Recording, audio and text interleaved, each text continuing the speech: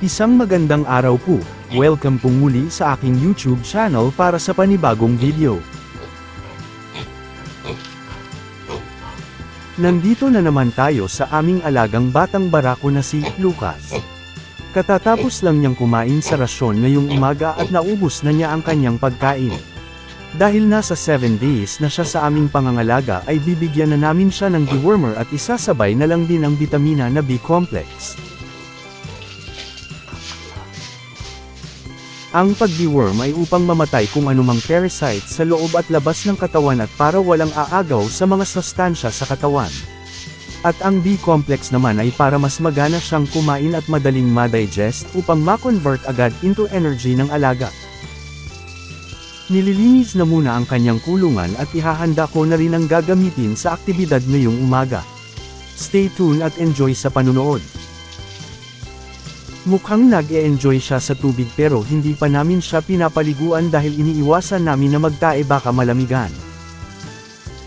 Ivermectin injection po ang gagamitin namin sa una at pangalawang pag-deworm na magaganap pagkalipas ng 15 araw, magbigay ng 0.5 ml subcutaneous. Dito po kami mag-inject sa parte na ito dahil halos balat lang, pasensya dahil hindi ko nadala ang camera holder kaya isang kamay lang ang gamit. Isusunod naman namin ang bitamina na B-complex na 1 ml sa ilang saglit.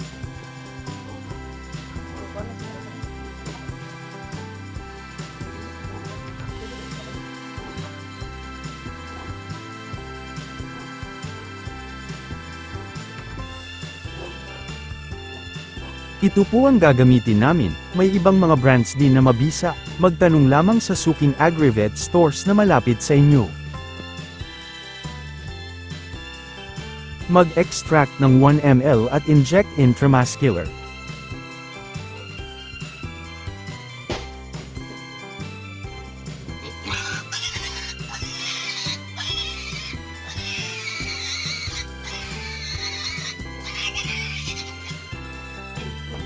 Tapos na po ang pagbibigay namin ng dewormer at bitamina kay Lucas at sana ay lumaki siyang malusog.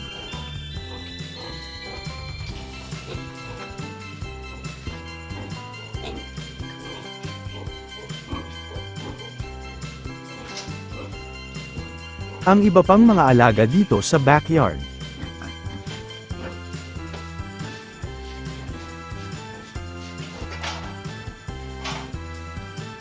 Schedule din po namin na magbigay ng B-complex sa mga piglets pero sa ibang episode ko na may palabas.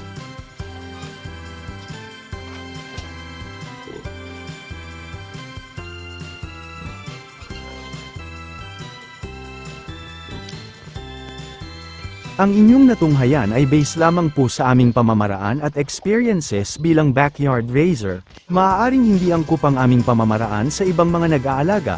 Daghang salamat sa inyong oras sa panonood at happy farming po mga kaibigan.